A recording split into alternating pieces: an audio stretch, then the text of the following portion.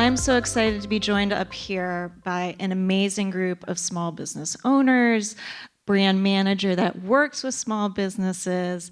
This is really going to be an insightful conversation for you because you can go out on Google and say, how do I market? How do I build a brand? You can ask ChatGPT, but you need to hear it from the people who are walking the walk and talking the talk and do this day in and day out. So we're going to have a great conversation about how to build a brand and how to use social media to help you do that. Just to know, I am going to look at my phone for my questions, so don't worry, I'm not up here doom scrolling during the panel. But we're going to get started with really some practical tips on how to build a brand for your business. Maybe, Kevin, you could get us started on that and just tell us your journey and maybe give a little bit of background on your business and how you got started practically building a brand. Yeah, so my name's Kevin Masse. I own Small State Provisions, which is a bakery with locations in West Hartford, Connecticut, and Avon. I started in 2019 out of my house, just baking a couple loaves of bread at a time. We now have 35 employees operating across both of our locations. It's my full-time job. It's 5 jobs. Thank you. And I remember so Small State Provisions, the name obviously represents the state. We're a small state. And when I was starting this out of my house and I came up with the name Small State Provisions, I went to social media and I went to Instagram and the handle Small State was not taken. So for me, I immediately locked that down because I didn't have to use any dashes. I didn't have to use any numbers. It was very easy for people to remember. And that was how I started my brand, was just out of my house on Instagram. I remember the first loaf of bread that I posted, I said, I'm going to sell this, and somebody bought it. I'm still friends with that customer to this day. But yeah, it wasn't like a master plan in creating this brand. I just did what was first, which was starting my cottage business and creating a social profile, and then going from there. And how do you think your brand has evolved now that you've been around for 3+ years? Yeah, so it's definitely evolved. We have just over 16,000 followers on Instagram, which is being rich in monopoly money these days. But it's good, right? It gives us a lot of visibility. That's all organic growth. And so, yeah, it's evolved. We have a lot more employees. We have a lot more, things that we do. We work with a bunch of restaurants in the area. And so it's been an evolution of starting with no website, no online purchasing, to now we have like a full website and we have a brand book that tells, our voice and our colors and our logos, because as you bring in different partners to work with you, you need to be able to say, this is our brand book. This is about the brand. This is what we stand for. This is all of the fonts that you'll need if you're having somebody create ads for you or doing things on your behalf. It really helps to have this little document that you can say, here's everything you need. Amazing. I'm glad you talked about that, a brand book. And so you could see it just started with an Instagram handle all the way to thinking about your logo and your color palette.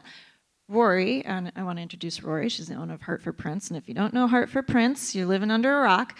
But you have an amazing visual representation of your business. Tell us a little bit about how you got started and how you came to where you are now. Yeah, I'm so happy to be here. So Hartford Prints started in 2009, and we were operating more as like a nonprofit, doing printmaking, teaching high school students, but I am from Hartford, and the thing that I care about the most is promoting my city and giving a way for people to show pride about the state of Connecticut. I went away to college, and when I was in Philadelphia, people would be like, Connecticut, what's that? They're like, they know New York and they know Boston. But when they thought of Connecticut, they really did think of, white picket fences. And I'm like, no, I'm from a city and it's the capital city. What? Hartford? So we had this little print shop, but we started making Hartford-themed products. And the first thing that I did similar was made a card, and it said, "You put the heart in Hartford," and posted it on, probably at that time it was on Etsy, got a sale, got 2 sales, got 3 sales. And in 2013, we opened a retail store in downtown Hartford on Pratt Street when every single person told me that I was crazy. What are you doing opening a store in downtown Hartford? There's no retail in downtown Hartford. Sure, there's no retail in downtown Hartford, but I'm there. So, it took thinking about what I was passionate about and turning a passion into a business. And then, the silly saying, then you'll never work a day in your life if you do care about it. We work our butts off, and then we care about it. Amazing. So you started with your passion, even when people were telling you you're crazy. And how have you taken your passion and created more of a visual brand around that? Yeah, everything, it was all about consistency, being really true to the brand. So Hartford Prince is rooted in Hartford, in, the urban corridors of Connecticut. So trying to give, a bigger voice to Hartford and New Haven and Bridgeport. And so all of the identity around the brand is like streetwear, and there's a mix because we did start with printmaking by hand. So, having like a vintage feel. I don't know if there's any whalers in the house, like fans of the Hartford Whalers. But we have so much like vintage nostalgic wrapped into the brand because, that's our claim to fame. Like, if you don't own like a Whalers baseball cap, are you from Connecticut? I don't know. I love that. I love that. And Jailyn, as a brand manager and really working with small businesses on social media, how do you help small businesses bring their brand to life on social media specifically? Hi, Jailyn from Chylinski Media. I'm the brand manager here on behalf of our founder, Danielle Chylinski, today. I would say that we really focus on personal branding because that's what our brand is rooted in. It's rooted in authenticity. It's rooted in who Danielle is to her core, and in turn, who we are to our core. And I would say that we really try to find those roots in the conversations with the people we work with in those initial, we call them chill sessions. We try to find those roots that they align with, see exactly who they want to be online. And each one is unique, obviously. We work with the Dora Restaurant Group, having many different restaurants, many different themes, many different types of cuisine and different cultures in the restaurants themselves. We have to really focus on differentiating between those different vibes that they want to bring to the table, different vibes that they want to give out online. So I would say that in conversation, we try to keep it really laid back, try to really find out who the people are that own these restaurants, that own these companies that we're working with, and then go from there, really try to see exactly what they would like to showcase online and how they want to be represented. And then in turn, we bring what we do to the table and we make it happen. So it sounds like you really get to the root of the personality Exactly, yes. behind the business. Mm-hmm. Now, if anyone up here, if you could kind of talk about, because as a small business owner, the advantage you have is that you are not a huge conglomerate. You are not this faceless, huge business. You are a person behind it. How do you bring forth yourself in the business? Maybe Kevin, you want to start? Yeah, so it's fun because I go out and I get recognized because people follow us on social media and they'll say, oh, you own the bakery. And so I am very forward on our social media. I talk about my life with my husband. I talk about our dogs. I talk about the bakery. I talk about a lot of things. I try to keep it focused on the bakery because that's what people follow. But for me, it's becoming the face of the brand, and it's fun. I love doing it. Like every morning we do, the mornings that I'm there, there's now mornings where I'm not there. We do a walkthrough of the bakery, so we show everybody what we've got for the day and give people a little weather forecast if the weather's looking good or bad. And it's just a fun way to connect with people. And I've done a lot of video work before. I've done a lot of social media work with my past jobs in marketing. So I'm comfortable with it. But I think being able to associate myself with the brand really helps. drive that recognition for people, and also remind people that we are a small business.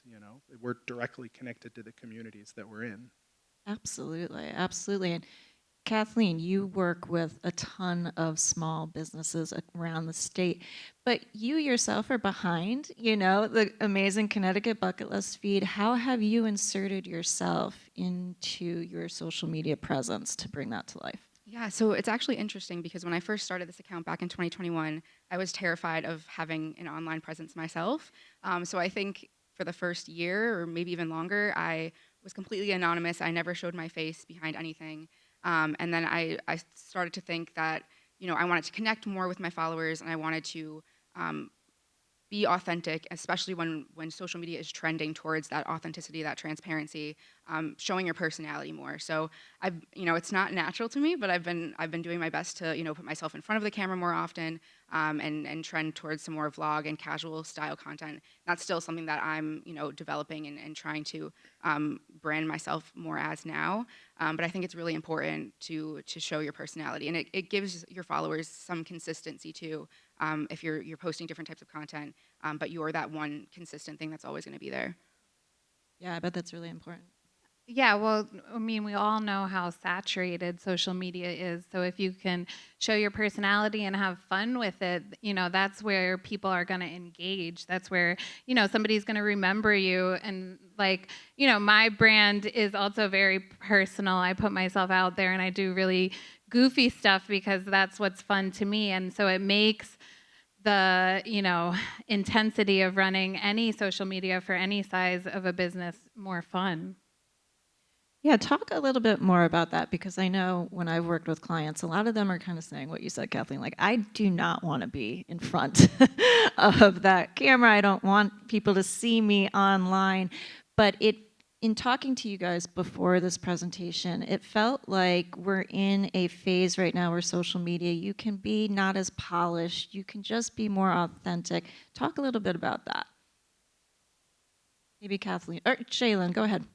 Yeah, I would say that's kind of our goal, is to show up as us and us to our core. We really focus on not only showing Danielle's face, because our logo is her face, not only bringing her presence into our social media, but really bringing the entire team, because she really values that as the founder and CEO. That she is now putting her trust in people rather than just running the business herself like she was doing in past years. So I think that we really focus on showing the different personalities of those who work for us, who work for her, and that seems to really translate well online, because people are seeing that it's not just one person. Danielle's not always going to be the one that they're talking to, so they're able to connect with us, therefore, in person when we see them. Yeah, I think seeing the evolution of social media, and when Instagram first came out and there was the filters and everyone wanted their grids to be a certain way and it was all aesthetic, and now when TikTok has had its rise, you can just be messy and put content out there, and it's almost just put it out and see what sticks. Keep making content as long as you're enjoying it and you're authentic, and then see where your audience is gonna hold on to. And then I think the consistency of sort of posting those same things every morning, if that's what's working, helps you curate your content. Because I will say I am probably, I started doing Instagram for my own personal stuff back in 2014, maybe 2013, so early on. I tend to be a little bit more old school. I very much think about how something's going to look on my grid, and I will map it and be like, oh, that cookie's going to be on top of that cookie if somebody's looking at the grid. But to what you just said, I don't tend to post as much what we would call static posts, which are just photos or videos. I lean really into Instagram stories, because I know, as a personal heavy user of Instagram, I open the app and I go right into stories, and I just tend to cruise through stories for a while. And I can look at my metrics and I can see that we get a lot of reach in our stories, and we can have fun there. We can do really fun stuff in stories and not have to think about it. It doesn't take a lot of my time. And I'll look at my feed and be like, oh shoot, it's been a while since I've actually posted, and I will go through and find stuff to post. That's so helpful because I think sometimes business owners get overwhelmed with, okay, what are the right hashtags I have to use? And what are the times of days I have to post? And how many days a week do I have to post? Could you all just think about overall, what are the overarching things that have helped you grow an audience on social media? Is it authenticity, consistency? What are the big buckets that people should be paying attention to? I would definitely say quality over quantity every time. I know it's an oversaid phrase, but on social media especially, I feel like we see experts saying you need to post this many times per day or week. You need to jump on these trends, and that's really not important. You need to be putting out high quality content that's authentic to you and things that your audience actually wants to see and will engage in and will send to their friends. So it's not just jumping on every trend or trying to post as much. You know, you're all dealing with a million things every day with your business. Don't let social media stress you out that much. It's an incredibly useful tool, but only if you're really putting some thought and some quality into it. And then again, just have fun with it, and don't worry about hopping on every trend that you see. I love that because that can be overwhelming to stay with the trends. In terms of, I mean, how often are you guys engaged on social media? Kevin, you're saying you're on stories. Is that an everyday thing? Just to give the group here an idea of, how consistent do you have to be to get some traction? Yeah, I think consistency is really important. The more, it's hard because none of us have control over the algorithms, right? Everything changes every week, it seems like. But the more you're in there and the more you're engaging with your community in there, the more you're going to be pushed up in the algorithms. So it's when people, and I will say I'm not the best at this, but like when people comment, go back in and comment back to them or like it or share it, share stories out. And think about how you kind of interact, because especially as you do build a brand, it's literally a one-to-one. It's like a direct line of communication with your customers, and you'll get a lot of dumb things that come your way, right? Like people that have feedback and you didn't ask for that feedback, or have ideas and you just have to kind of roll with it. Don't take any of it too serious. But it's also a way for your consumers to directly connect with you. And they do call it, social media, right? I think it's like, a direct, I love that, the direct line to your customers, Yeah. And engaging and the consistency. I would say that we think of our social media page more of as a landing page, and we really value that like one-to-one connection in person when we attend events just like this, and at our booth, things like that, or when we're at content shoots. We really try to point people to our social media page so that they can doom scroll and figure out if they want to work with us or not. They don't necessarily need to be seeing us in their feed all the time. Is kind of how we handle ours. I would say that we're the least consistent on our own social page compared to the clients that we work with, but we really like to think of it as, like I said, a landing page so people can sort of decide if they want to work with us from there. And the reason why we think that works is because we're super picky about the people that we hire, that we bring in. Therefore, anybody who is posting on that account, who has access to that account, is already aligned, so it's impossible to mess up and not be showing up as you. And people won't be seeing a post that doesn't align with our brand because we are super picky about the people that we give access to that account, and that we bring in anyway. So I would say you don't necessarily need to freak out and make a content calendar and think about posting every single day and commenting back on every single comment, things like that. But it's more about that face-to-face connection that you make with people when you end up in front of them, and then having a spot for them to go and decide if then they want to work with you from there. Thank you. That I hope some people feel relieved that they don't need that to be on there every day and with the content calendar.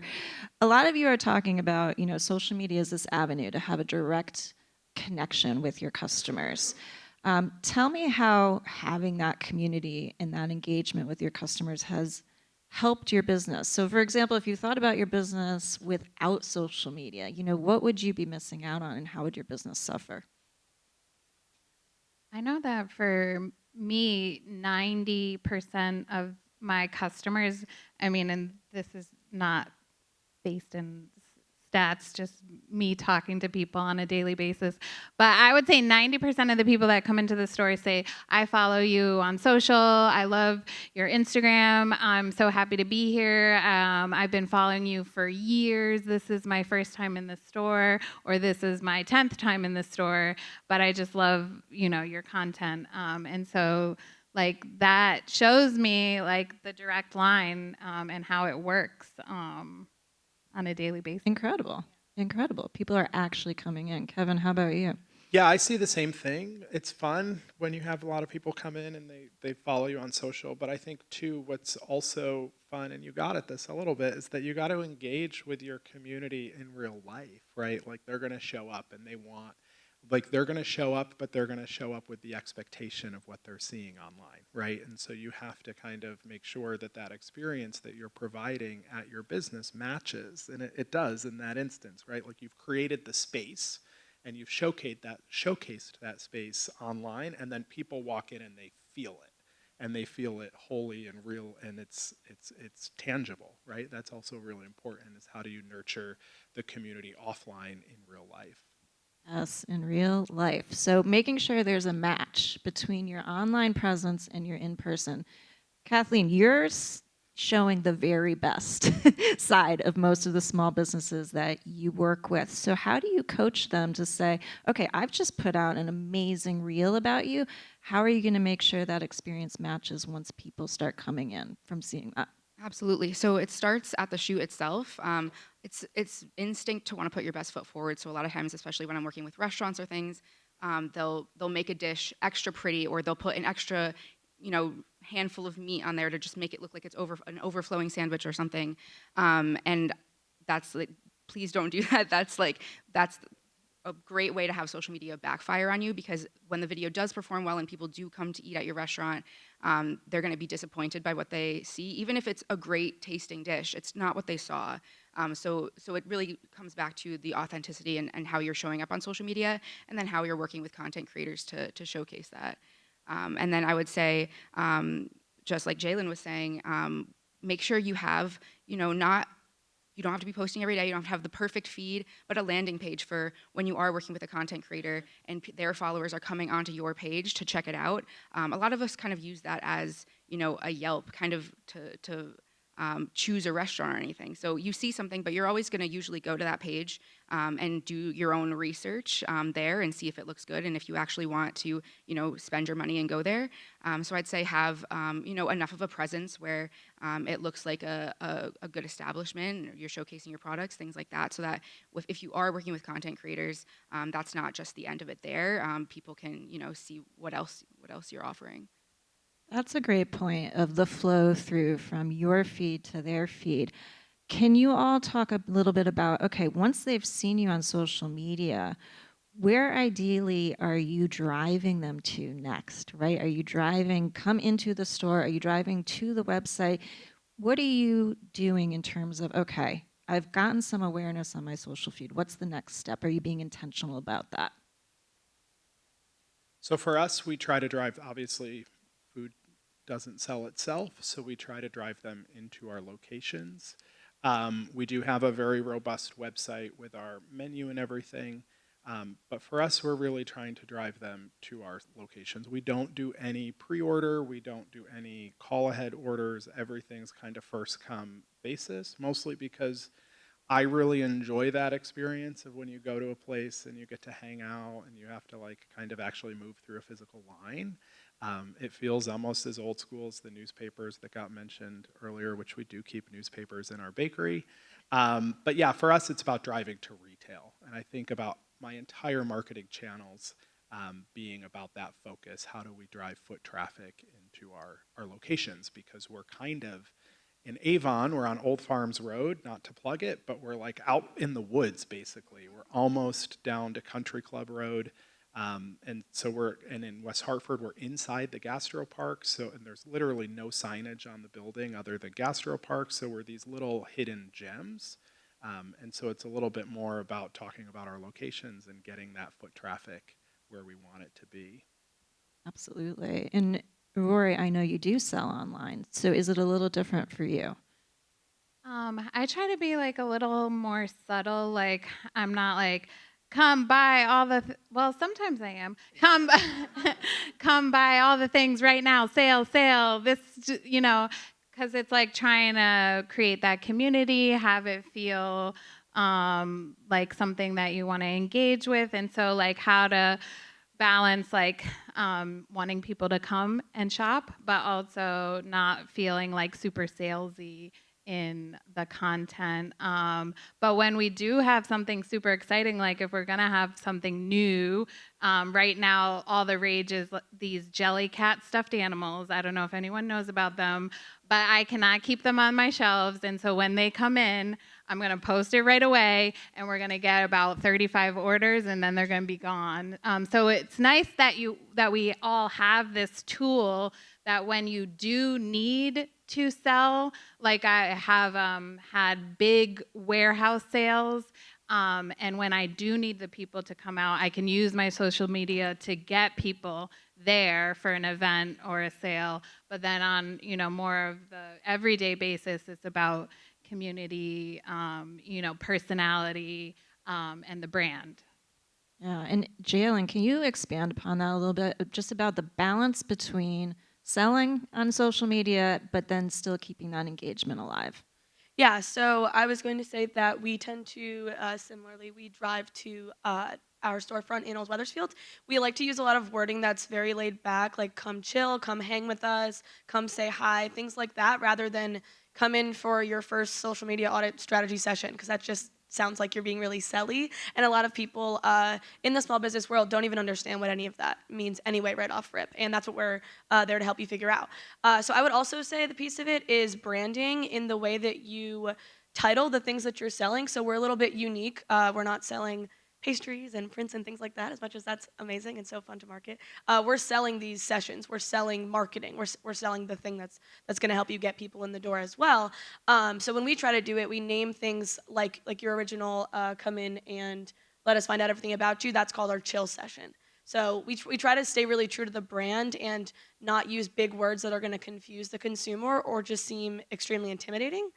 We try to sort of connect with the audience in a way that's really tangible and really easy for them to understand, because in all reality, those are the words that we align with, and those are the words that we're using every day. We're not even using the big ones.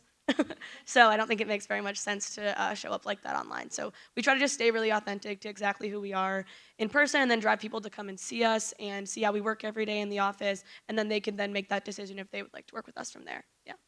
Love that. I love that. That's great. And staying true to your brand. Yeah. So I'm sure, some questions have popped up in your head as you're hearing all of this, and see what a wealth of knowledge everyone here has. Do we have any questions from the audience? We're going to go around with a mic so you can stand up and ask. So maybe just raise your hand if you have something to ask the group here. Yep, I see you down front in the white jacket there. Yeah. So my question is, do you recommend posting on your feed and then sharing it to stories? Is that just as good as just going straight to stories? And how do you get more engagement? Because I do posting, but I don't get a lot of engagement. So I tend to post into my feed and then I share it to the stories. Depends, like some things I will just post to stories. In terms of it's really like what works for your timeline too, right? Like I don't know what kind of business you have, but the product might dictate that too.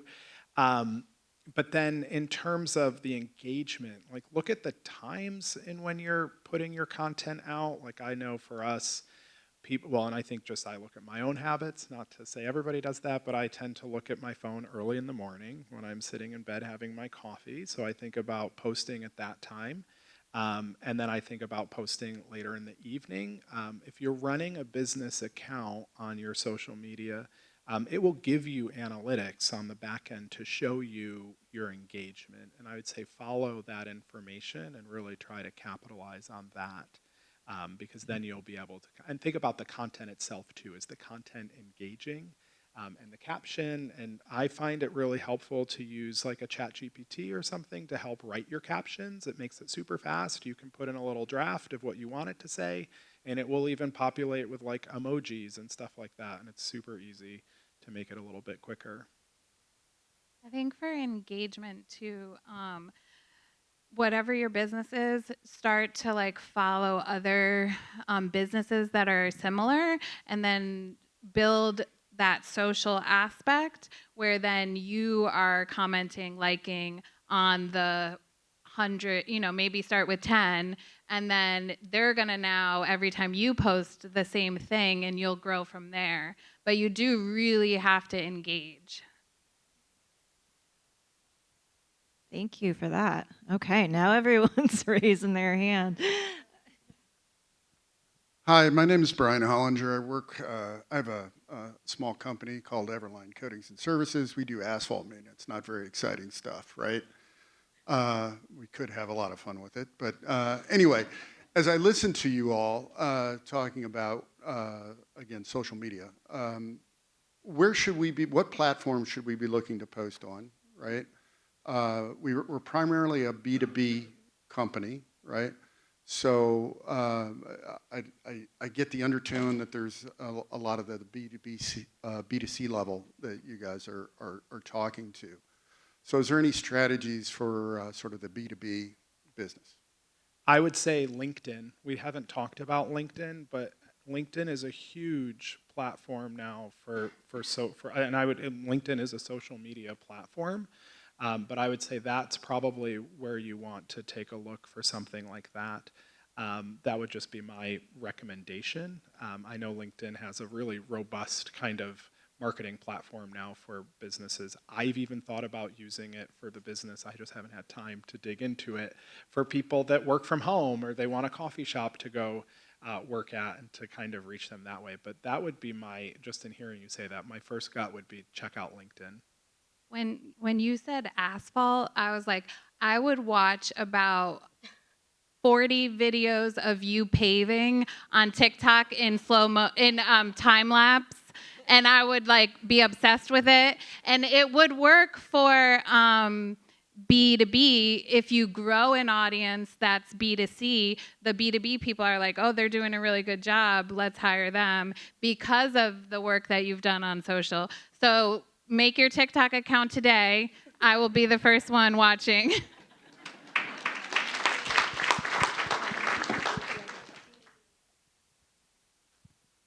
Hi, my name's Matt, and I'm from Twin Heron Digital Services. I wanted to ask you guys, how do you take into consideration the analytics of your previous posts, your data from that, and how do you consider that in re-strategizing your presence on social media? Do you guys have formal methods of doing that, of like looking at your past performances honestly? What data are you using? How do you go about it? Yeah, I would say that, so we do monthly reports for all of our clients with the back-end digital analytics from Instagram specifically. Somebody on our team, Jeff Chylinski, he takes care of those reports, and then we all kind of strategize together once he's finished those up for the month, and we look at them so that the people, including me and Jess on our team, shout out Jess, we can then strategize and make our content calendar for the next month to sort of see what performed best. Something that we really value in terms of analytics is shares. So right now, it's seeming that a lot of people online, when they care about something, they're sending it to somebody else. The likes and the comments are important, but it's really the shares that's getting your content different places that you're not attempting to reach. It's that organic reach that your people who are engaging are sending it to others. So I would say that, looking at it as a group and sort of strategizing is something that we love to do, and seeing the tone of the posts that were shared, if it's something that's, let's say it's like restaurants, right? If it's something that's showcasing like their new spring menu, then we know that, okay, when the summer menu, when the winter menu drops, people really like seeing a reel about that. So then we work that into our content calendar, and that becomes a consistent post. Or if it's something that was more of a trend and kind of fell flat, only had like 2 shares or something like that, then when we realize that our consumers don't really care about trends for that specific restaurant or client, or really any client, so then we would sort of avoid doing things like that, or retesting something with a little bit of a different tone in the future.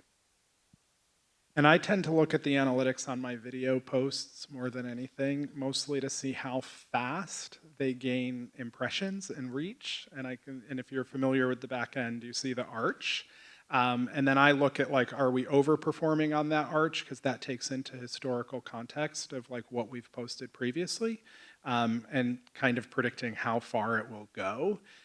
And then I use that information to say, oh, well, maybe this coffee post that we did because we're known for bread, the coffee posts don't perform as well. So how do we kind of take the content that really worked well, and recreate that? We did have one. This was years ago. We have a really big bread oven that has this loader, and it's this big belt that you use. And I did a time lapse video. I think it got like 500,000 views or something like that. But I've tried to recreate that, right? Like that seemed to stick, but it could be the time it was posted. It could be just the first few engagements really kind of spun that up. It's So that that's what I time tend to lapse. look You at. got to do the It's time time lapse. lapse, yeah. Paving. Yeah.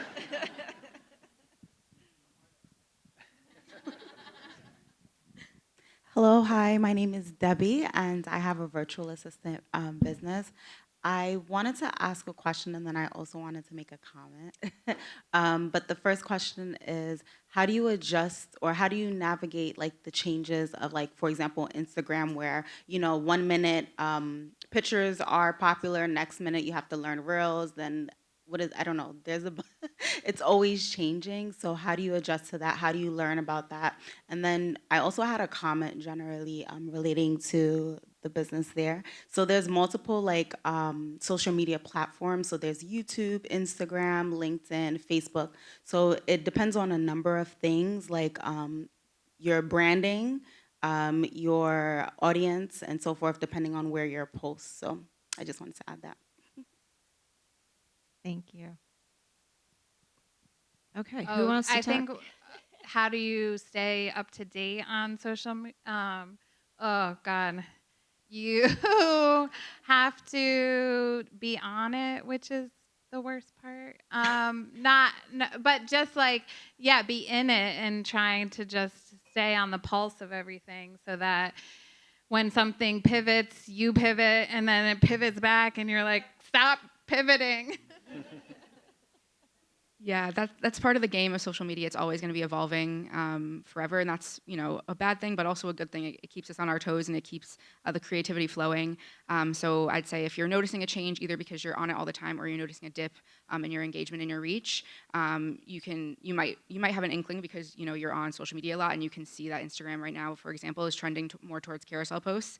Or there are a lot of experts and things that you can follow on Instagram. There's a few that I'll go to if I notice a big dip in my engagement, and I'm like, what's happening? And they'll alert you, oh, it's actually a glitch today. Instagram was down for a few hours, or it's trending this way, it's trending that way. So there's a lot of other resources that you can use to educate yourself on that. I would say having a variety of different ages, demographics, things like that on your team that you're going to work with. For example, I'm the chronically online hire, so that means that I am always on my phone and I know all the trends that are happening, and I can tell if something changed about Instagram, send a screenshot of it into our Slack group and say, hey guys, Reels is now doing this, or photo dumps are trending. Let's throw one up there. And then we also have our back end guy Jeff that I was talking about, so he's going to see all the changes that happen in the Meta Business Suite scheduling, right? So I would say just having people that have different purposes, and not simply just hiring one genre of person that you think you're going to work well with simply because they're similar to you or similar to your team. I would say pull on young people, pull on the techie guys, really just hire different people, because then you're going to see those differences and those changes much faster than if you just had a lot of similar people who are in the same age demographic scrolling online for you, or lack of, yeah.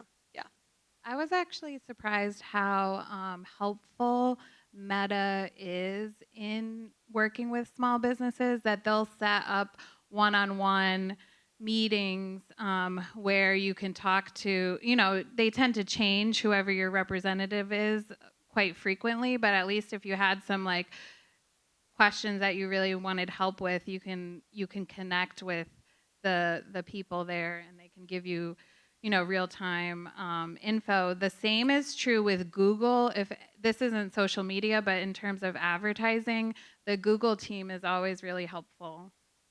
That's a great resource. Just quickly curious, how, Rory, Kathleen, Kevin, do you have anyone helping you with your social media? Or are you doing it all yourselves? Yeah, I don't have anybody. Team of one. It I- shows. I did have my front of house manager was very good at our videos, and he would do a lot of stuff, but he moved to Florida, so now it's just back to me. I mean, I don't have anyone helping me, but then I have to pull my whole staff in to be in every video or be in video. Hi, my name is Otis McQueen. I have a insurance agency, and one of the things that I've done over the last few years, I've hired, based on the question you just asked, the panel, I've hired third-party agencies to do my content, pump it through my website, and my Instagram, Facebook, have them all linked together. And I'm finding that just wondering, creating your own content,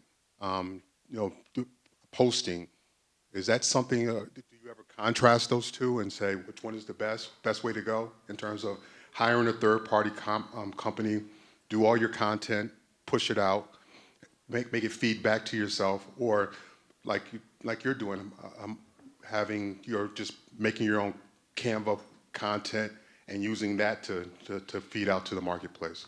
And how's that contrast? And is anyone doing, I mean, you answered the question where you're doing it yourself, basically. So how would you feel about using a third party to do that for you? I think it's got to be a call based on, your time. And if you have the time to invest in posting, or if you want to outsource it, which is amazing, because then it's like one less thing on a small business's plate. That's huge. But I think we have all learned that the content that we create performs better because our audience is really engaged and can feel that it's you behind it, versus when you see a post that's done from a third party or an agency, it doesn't have that same character, that same feel, that same identity. And so maybe there's a way to do a hybrid model so that you can not have to worry about your content. It's getting posted, but every once a week you pop in and do a post that's from you. I could see something like that. Sorry. Jailyn, I just want you to add, if someone does need to work with someone or wants to, what are the best tips for making sure they get the best out of that agency? Yeah, so being the third party, that would be doing the content. Unlike everybody else up here who are great personalities, pushing their own content, super, super respect that. I would say that the reason why you might feel nervous to put it in the hands of other people or be hesitant to see how that would perform with your own content that you're putting up by yourself is because you're not putting your trust in the right people. I would say that if you're going to work with a third party, they need to be people that you trust, people that are willing to talk to you on the outside of work hours, which is what we pride ourselves on. I would also say that it's super important to understand who you're trying to reach, and that way you can have those sort of tougher conversations that you can then pass off to that third party, and that's sort of their job. We like to say, when we're referring to our restaurants, we text the chefs, we work with the chefs all the time, but we're not gonna go back there and make the pasta. We're not the chef. Just as they're not gonna come behind the camera and make the reel. They're not the social media manager, So I would say that it depends on what you're looking to do, who you're looking to attract, but that would be the reason, I guess, for aligning with a third party rather than putting up your own content. And I think, too, I want to acknowledge that we all up here work in food and prints, and we have very kind of graphic brands. Like I take photos of really beautiful croissants, and you're taking, doing content for restaurants.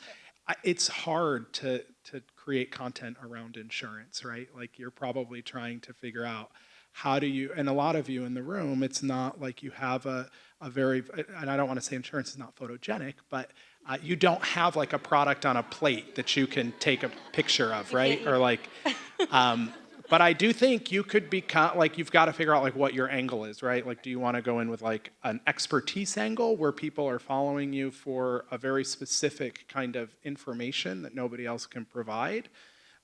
Or do you want to go with like a humor angle where you're trying to get people to react in a funny way. So there's different ways to kind of make the content engaging that you can insert yourself with that, and you can teach an agency or a third party to do that for you. That's great. How much time do we have left? Just want to make sure we're at the top of the hour. Do we have time for one more question? Okay, let's do that. Hi, my name is Janelle Ambrose. I'm an insurance broker. I also do social media, but mostly for personal reasons to help my community with weight loss or travel, share my travel experience, so that they know what's out there outside of the United States.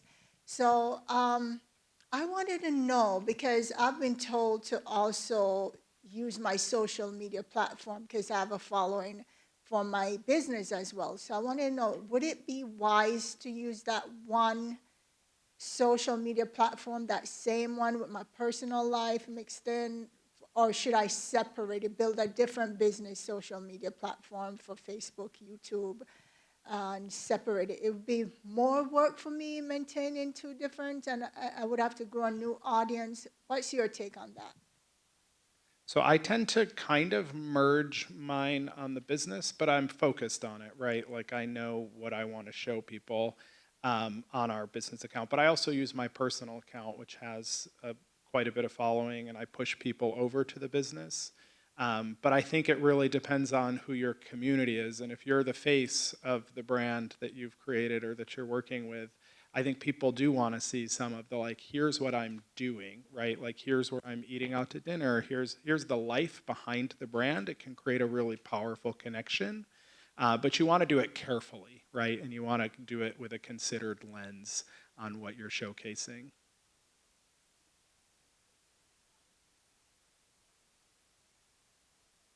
Yeah. And I think you just have to test it. I think you just have to play around with it and see how people react to it.